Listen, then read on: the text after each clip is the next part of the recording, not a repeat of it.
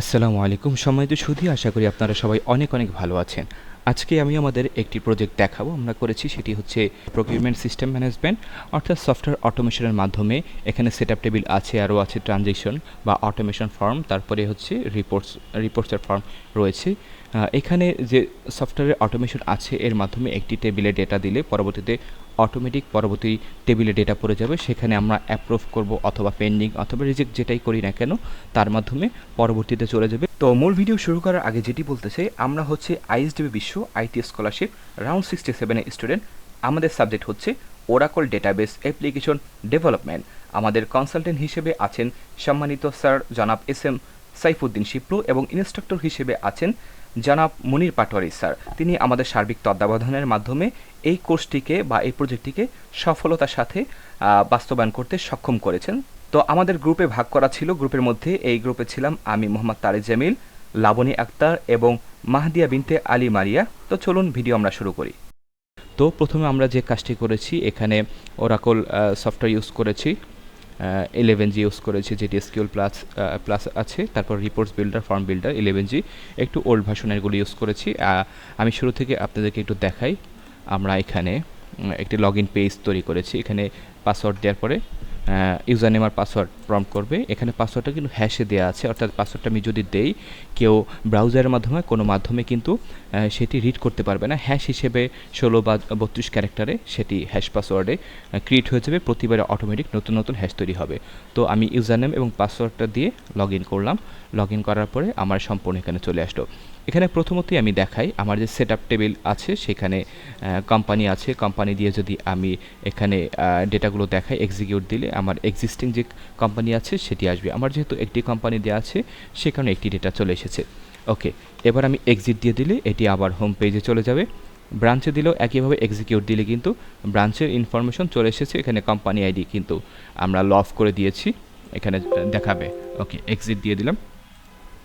ডিপার্টমেন্টসও একইভাবে আমি এক্সিকিউট দেওয়ার মাধ্যমে ডিপার্টমেন্টসগুলো দেখতে পারবো। নেক্সটে দিলে আমার যতগুলো ডিপার্টমেন্ট এখানে ইনপুট দেওয়া আছে সেগুলো কিন্তু দেখা যাবে। নিউ দিয়ে কিন্তু আমি নতুন ডিপার্টমেন্ট অ্যাড করতে পারবো। এরপরে এমপ্লয়িসের ক্ষেত্রেও একইভাবে এক্সিকিউট দিলাম। এক্সিকিউট দিয়ে নেক্সট রেকর্ড এখানে দিয়ে দেওয়ার পরে কিন্তু নতুন নতুন রেকর্ডগুলো, অর্থাৎ এক্সিস্টিং যে রেকর্ড সেটি চলে আসবে। এখানে নিউ চাইলে আমি নিউ রেকর্ড দিয়ে অ্যাড করতে পারবো। আর জবসের ক্ষেত্রেও একইভাবে এক্সিকিউট দিলে এখানে কিন্তু ডেটাগুলো আমার চলে এসেছে।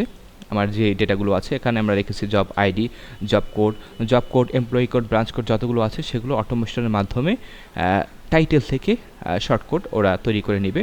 এখানে ব্যাকএন্ডে ট্রিগার দেওয়া আছে। এখানে আমরা ট্রিগারও তৈরি করেছি বা পুরো স্ক্রিপ্টে তৈরি করেছি, সেটি আপাতত আমি ভিডিওতে দেখাচ্ছি না, আমি এখানে ফ্রন্ট এন্ডের কাজগুলো দেখাচ্ছি। ওকে, এক্সিট দিয়ে দিলাম। আমার সেটআপ টেবিলের কাজ শেষ। এবার ট্রানজেকশন বা অটোমেশন। ট্রানজেকশনের ভিতরে প্রথমেই আমার রয়েছে product recognition.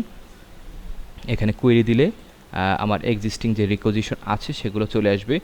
Next record, previous record দিলে সেখানে কিন্তু ডেটা দেখাচ্ছে। এখানে আমি চাইলে নতুন রিপোর্ট দিতে গেলে এখানে অটোমেটিক পিআর 031, অর্থাৎ আমার এখানে 30টা অলরেডি এক্সিস্টিং ডেটা রয়েছে, সে কারণে 31 থেকে শুরু হবে। এখান থেকে ডিপার্টমেন্ট আইডি আমি সিলেক্ট করে দিতে পারবো, এমপ্লয়ি সিলেক্ট করে দিতে পারবো। এখানে লাইন নংটা আমার অটো পড়ে যাবে, ঠিক আছে। এখানে আমি যদি প্রাইসটা অটো পড়ে যাবে। যদি আমি এখানে রিকোয়েস্টেড কোয়ান্টিটি দেই, আমি আরও যোগ চিহ্ন দিলে পরবর্তীতে আমি দিতে পারবো। ফ্লাক্স এক্সএমএল দেই, আমার ইউএম ইউনিট অফ মেজারমেন্ট কিন্তু অটোমেটিক চলে আসবে। ওকে, এবার আমি আরেকটা দিই। ওকে, দেওয়ার পরে এখানে আমি দিয়ে দিই 40টা। দেওয়ার পরে আমি যখন সেভ দিব, এটি ট্রানজেকশন কমপ্লিট হয়ে গিয়েছে, 4 রেকর্ডস অ্যাপ্লাইড। এখন যে ট্রানজেকশনটা কমপ্লিট হয়েছে পিআর 031-এর অ্যাগেনস্টে, সেটা আমি কোথায় দেখব? এটা আমি এক্সিট দিয়ে দেবো। দেওয়ার পরে পিআর অ্যাপ্রুভাল, অর্থাৎ পারচেজ রিকোজিশন অ্যাপ্রুভাল, এখানে ডেটা চলে আসবে। এখানে যদি আমি কোয়েরি করি, ঠিক আছে, পিআর 031-এ ছিল আমার T1, তারপরে হচ্ছে ওকে, আমি এখানে যে কাজটি করব, কোয়েরিতে ক্লিক করার পরে সরি, আমি পিআরএ আইডিতে দিয়ে দিয়েছিলাম, পিআর আইডিতে হবে। পিআর আইডিতে আমার লভও কিন্তু আছে। এখানে আমি লভটা দিয়ে কিন্তু দেখতে পারবো যে 31, আমরা নতুন 31টা জেনারেট হয়েছিল। ওকে দিব। ওকে দেওয়ার পর এখানে কোয়েরিতে ক্লিক করলে এই যে PR031টা চলে এসেছে, অর্থাৎ আমার এখানে 40টা 30টা 40টা আমি দিয়েছিলাম, আর আমার আপাতত স্টকে 100টা করে আছে, ইনপুট দেওয়া আছে। স্টকটাও এখানে ডিসপ্লে আইটেম হিসেবে দেওয়া আছে। এখানে আমি অ্যাপ্রুভাল স্ট্যাটাস অ্যাপ্রুভ বাই দিয়ে দিতে পারবো, কোন এমপ্লয়ি অ্যাপ্রুভ করবে সেটি দিতে পারবো। পাশাপাশি রিকুইজিশন কী করেছে এটি অটো এসে পড়েছে, একই টেবিল থেকে অটো এসে পড়েছে। আর এখানে যখন অ্যাপ্রুভাল স্ট্যাটাস আমরা অ্যাপ্রুভ দিব এবং next action request to quotation অথবা রিকোয়েস্ট টু ইস্যু দিলে সরাসরি ইস্যু টেবিলে চলে যাবে, সেখান থেকে ইস্যু করতে পারবো। আর কোটেশন দিলে পরবর্তী টেবিলে যাবে। আমি আপাতত কোটেশন দিয়ে দেখাচ্ছি, স্টেপ বাই স্টেপ দেখাচ্ছি। ওকে, এখানে দেখানোর পরে আমি যখন সেভ দিয়ে দেবো approved and request to quotation, এখানে সেভ দিয়ে দেওয়ার পরে আমার ট্রানজেকশন কমপ্লিট হয়ে গেছে। যাওয়ার পরে আমরা কিন্তু এটা PR031, এখানে পাশাপাশি আরও কিছু আছে রিপোর্ট, আমি সেগুলো রিপোর্টটা হয়তো দেখানো হয়নি। এখানে আমি যখন যেই ডিপার্টমেন্ট সিলেক্ট করব অথবা যে আইডি সিলেক্ট করব PR031 ডিপার্টমেন্ট ওয়াইজ রিপোর্ট দিলে এই ডিপার্টমেন্টের অ্যাগেনস্টে আমার রিপোর্টে চলে আসবে, ডেপ্ট ওয়াইজ রিপোর্ট। আমার কিন্তু রিপোর্টটা এখানে কোন ডিপার্টমেন্টেরা দেখতে চাই সাবমিট করে দিলে কিন্তু আমার রিপোর্টটা চলে এলো।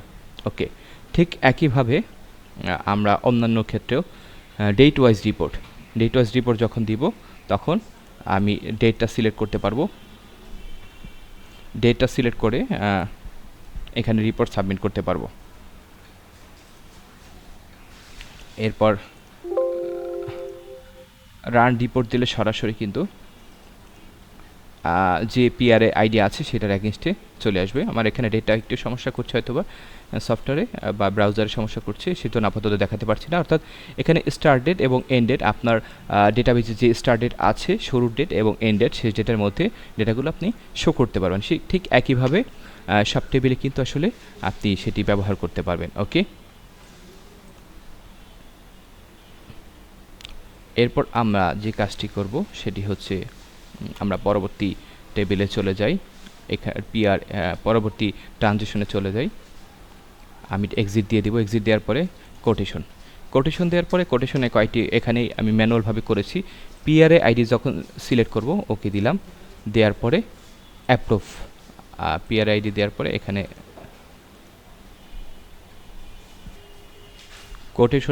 কোটেশন ফর্মের ক্ষেত্রে আমরা দেখতে পাচ্ছেন এখানে কোটেশনগুলো আমি যখন কোয়েরি করলাম এক্সিস্টিং আগের টেবিল থেকে চলে এসেছে। আমি নেক্সটে দিলে কিন্তু প্রিভিয়াস এবং নেক্সটে দিলে কিন্তু এখানে কোটেশনগুলো পরিবর্তন হচ্ছে। আমি যে কোটেশনটা রাখতে চাই সিলেক্ট করার পর এখানে দেখতে পাচ্ছেন যে সেন্ড ফর ভেরিফিকেশন অথবা রিমার্কস দিয়ে দিয়েছি। এখানে যখন আমরা কোটেশন ডেট, এটা সিজ ডেট অটোমেটিক নিয়ে নেবে, আমার কিন্তু দেয়া আছে সেন্ড টু অ্যাপ্রুভাল। এখানে সেন্ড টু অ্যাপ্রুভাল যখন দেয়া থাকবে তখন কিন্তু পরবর্তীতে টেবিলে আমার চলে যাবে। আমি সেভ দিব, এখানে কিন্তু পরবর্তী টেবিলে চলে গিয়েছে। আমরা যদি একটু দেখি পরবর্তী টেবিলে চলে যাই, কোটেশন অ্যাপ্রুভাল আমি যখন কোয়েরি দেব দেওয়ার পরে এখানে দেখতে পাচ্ছেন কোটেশনগুলো চলে এসেছে, যেগুলো অ্যাপ্রুভ করা হয়েছে অর্থাৎ আগের টেবিল থেকে, সেখান থেকে কোটেশনগুলো কিন্তু চলে এসেছে।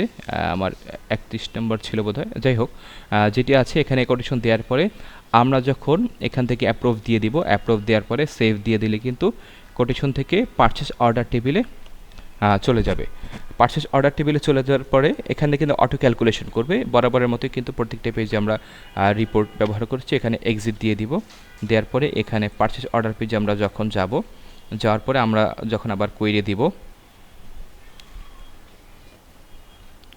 এখানে কোয়েরি বাটনে ক্লিক করার পরে পারচেস অর্ডারগুলো আগের টেবিল থেকে চলে এসেছে। এখানে স্ট্যাটাস পেন্ডিং থাকলে আমরা অ্যাপ্রুভ করে দিব, অ্যাপ্রুভ করে দিলে সেটি পরবর্তী ট্রানজেকশনে চলে যাবে। এখানে ডেটাগুলো আমরা অ্যাপ্রুভ কোয়ান্টিটি আগের টেবিল থেকে এসেছে, অর্ডার কোয়ান্টিটি কতগুলো অর্ডার করব সেগুলো কম বেশি করতে পারবো। আর এখানে বরাবরের মতো রিপোর্ট আছে purchase order ID based, quotation ID based, supply ID based, date test based. আমি যদি যখন একটি দেখার চেষ্টা করি সাপ্লাই আইডি, অর্থাৎ এখানে সাপ্লাই আইডি অ্যাগেনস্টে কিন্তু চলে এসেছে আলিফ স্টেশনারি। এটার ব্যাকএন্ডে কিন্তু আইডি দেওয়া আছে, ডিসপ্লে ভ্যালু হিসেবে দেওয়া আছে সাপ্লাই নেম, আর ব্যাকএন্ডে রিটার্ন ভ্যালু হিসেবে দেওয়া আছে রিটার্ন ভ্যালু দেওয়া আছে আইডি। তো আমরা যে কাজটি করব সেটি হচ্ছে এইভাবে প্রত্যেকটি কিন্তু দেখতে পারবো। এরপর এখানে অ্যাপ্রুভ দেওয়ার পরে অর্ডার বাই দেওয়ার পরে কিন্তু আমরা এক্সিট দিয়ে দিলে পরবর্তীতে অর্ডারের পরে ওকে দিয়ে দিলাম, হ্যাঁ, ওকে। পারচেজ রিসিপ্টেও ঠিক একইভাবে যখন কোয়েরি করব তখন পারচেজ অর্ডার থেকে যেগুলো অ্যাপ্রুভ করা হয়েছে সেগুলো চলে আসবে। এখানে আমরা স্ট্যাটাসটা পরিবর্তন করে রিসিপ্ট অথবা পেন্ডিং পছন্দ মতো হলে রিসিপ্ট কোয়ান্টিটি দিয়ে কম বেশি করে আমরা রিসিপ্টের বাটন ক্লিক করে সেভ দিয়ে দিলেই কিন্তু এটি রিসিভ হয়ে যাবে। ঠিক আছে, এখানেও ঠিক একইভাবে কিন্তু রিপোর্টগুলো আসলে কিন্তু দেয়া আছে। আমরা যদি একটু দেখি, এখানে ডেট ওয়াইজ আছে। আমার সর্বনিম্ন ডেট আছে 18 আর সর্বোচ্চ হচ্ছে 21। আমি এটা দিয়ে দেখি সাবমিট করে এখানে 18 থেকে 21 তারিখে যে ডেটাগুলো আছে সেগুলো এখানে চলে আসবে। আমার এখানে টোটাল খুব সম্ভবত কত পেজ আছে, 17 পেজ আছে, আপনারা দেখতে পাচ্ছেন। আর এটি হচ্ছে সিঙ্গেল রিপোর্ট। এটি হচ্ছে আপনার এটি হচ্ছে আপনার সিঙ্গেল রিপোর্ট, অর্থাৎ আমি যেটি পিআর আইডি, সাপ্লাই আইডি বা অন্যান্য আইডিগুলো আছে সেই বেসে কিন্তু এই রিপোর্টগুলো তৈরি করা আছে। তো যেটা বলছি, আমরা এখন এটিকে এক্সিট দিয়ে দিলাম। ওকে, আর এখানে রিটার্নও আছে। রিটার্নে আমরা যদি কোনো প্রোডাক্টের পছন্দ না হয় সেক্ষেত্রে আমরা ফেরত দিতে পারবো। রিটার্ন কতগুলো, রিটার্ন কোয়ান্টিটি, এখানে কোয়ান্টিটি দিয়ে সেভ দিলে কিন্তু আমার টোটাল রিটার্নের অ্যামাউন্ট চলে আসবে। যখন পছন্দ মতো রিটার্ন দেওয়া হবে তখন এখানে স্ট্যাটাসটা রিটার্ন দিয়ে সেভ করলে কিন্তু এটি রিটার্নের অপশনে হয়ে যাবে। এখন যেটি আছে ইস্যুর বিষয়টি হচ্ছে আপনার পিআর অ্যাপ্রুভাল থেকে আমার দুইটি অপশন আছে। এখানে কিন্তু একটি অ্যাপ্রুভাল স্ট্যাটাস পেন্ডিং এটি অ্যাপ্রুভ করতে হবে, আর এখান থেকে রিকোয়েস্ট টু ইস্যু এটি দিতে হবে। তখন আমি অ্যাপ্রুভ বাই এমপ্লয়ি দিয়ে দিতে পারি। ওকে, এখানে পিআর 031 আছে, রিকোয়েস্ট টু ইস্যু। এখানে আমি অ্যাপ্রুভ কোয়ান্টিটি কয়টা দিব সেটা ধরুন 30টা দিলাম, এখানে ধরুন 25টা দিলাম, এখানে ধরুন 30 দিয়ে দিলাম। এখানে সব কিছু দেওয়ার পরে রিকোয়েস্ট টু ইস্যু আমি যখন সেভ দিয়ে দিব তখন কিন্তু ওকে, তখন ট্রানজ্যাকশন কমপ্লিট, এটি ইস্যু টেবিলে চলে গিয়েছে। আমরা ইস্যু টেবিল থেকে সেটি দেখতে পারবো। ইস্যু থেকে এখানে কোয়েরি করে কিন্তু দেখতে পারবো পিআর আইডি 031, এই যে একটু আগে আমরা যেটা দেখেছি সেটি ইস্যু হয়ে ইস্যুড পিআর অ্যাপ্রুভাল টেবিল থেকে চলে এসেছে। এখানে ইস্যুড কোয়ান্টিটি দিয়ে আমি কয়টা ইস্যু করব তার উপর ডিপেন্ড করব। চাইলে সবগুলোও করতে পারি আর অথবা নির্দিষ্ট সংখ্যক কম পরিমাণও করতে পারি। এখান দেওয়ার পরে ইস্যুড দিয়ে দিলে এটি আমার সেভ দিয়ে দিলে ট্রানজ্যাকশন কমপ্লিট হয়ে যাবে, এটি ইস্যু হয়ে যাবে। ওকে, আমরা এখন এটাকে এক্সিট দিয়ে দিই। তারপর পাশাপাশি আবার রিপোর্টস আলাদা আইডি অনুযায়ীও করেছি। প্রোডাক্ট রিকোজিশন, পারচেজ অর্ডার, হ্যাঁ, এখানে recognition ID, purchase order ID সেই অনুযায়ী প্রত্যেকটি ডেট প্যারামিটার দিয়ে করেছি। সেটিও আমরা কিন্তু চাইলে আলাদাভাবে রিপোর্টগুলো দেখতে পারবো। তো এখানে আরও কিছু আছে, স্টকসের আইটেমগুলো এখানে কি কি আছে, কয়টা স্টকে আছে সেগুলো কিন্তু এখানে দেখতে পারবো। অর্থাৎ আমরা পারচেজ রিসিপ্টে যখন সাবমিট করব তখন স্টকে কিন্তু এখানে কি হবে আপনারা দেখতে পাচ্ছেন যে স্টকে বেড়ে গিয়েছে। আবার যখন ইস্যু করে দিব তখন আমার এখানে কমে যাবে। প্রোডাক্ট ইস্যু করে দিলে আমার প্রোডাক্ট এখান থেকে কমে যাবে। ওকে, রিঅর্ডার লেভেল, এটা মানে হচ্ছে আপনার মিনিমাম যদি 5টা প্রোডাক্ট চলে আসে তখন আবার আপনাকে ইস্যু করতে, অর্থাৎ আপনাকে নতুন করে প্রোডাক্ট কোটেশন দিতে বলা হবে, তার মানে স্টকে কমে গিয়েছে। এটি হচ্ছে মোটামুটি সার্চের অপশন আছে, আইডি অনুযায়ী সার্চ দিতে পারবেন, এটি একটা বিষয়। তো আমরা এখানে ফর্মে আবার চলে যাই, এটা এক্সিট দিয়ে দিলাম। ওকে, পিআর ফ্লো, এখানে আইটেম স্টকগুলো পিআর অনুযায়ী সেগুলো দেখাবে। এই যে সার্চ আইডি দিয়ে quantity on hand, purchase quantity, supply, এখানে ইস্যুর ডিপার্টমেন্ট, কোন ডিপার্টমেন্ট ইস্যু করেছে এগুলো সহ সব কিছু দেখাবে, এবং রিজার্ভ কোয়ান্টিটি, কতগুলো কোয়ান্টিটি রিজার্ভে আছে ইতিমধ্যে সেগুলো দেখাবে। তো এই ছিল মোটামুটি আমাদের সফটওয়্যার অটোমেশন সিস্টেম। এখানে ব্যবহার করেছি আমরা form builder, Oracle form builder এবং রিপোর্টস বিল্ডার 11G পুরান ভার্সন, আর ডেটাবেস হিসেবে ব্যবহার করেছে SQL প্লাস 11G। তো আশা করি সবাই ট্রানজিশনের বিষয়টি দেখলেন। এখানে সাইন আউটের অপশন আছে, আপনার এটি হয়তো দেখানো নেই। সাইন আউট করলে আমার লগ ইন পেজে চলে যাবে। আবার যখন আমি সাইন ইন করবো তখন আমার ইউজার পাসওয়ার্ড দিয়ে সাইন ইন করার পরে আবার কিন্তু এই পেজে চলে আসবে। ভুল দিলে আপনাকে অবশ্যই লক সিস্টেম থাকবে, বা 3-4-5 বার ভুল দিলে লক হয়ে যাবে। তখন আবার অ্যাডমিনের মাধ্যমে অ্যাপ্রুভ করে সেটিকে লক খুলতে হবে। তো আশা করি সবার কাছে ভিডিওটি ভালো লেগেছে। মোটামুটি একটি সফটওয়্যার অটোমেশন আপনাদেরকে দেখানোর চেষ্টা করলাম। সবাই ভালো থাকবেন, ধন্যবাদ, আল্লাহ হাফেজ।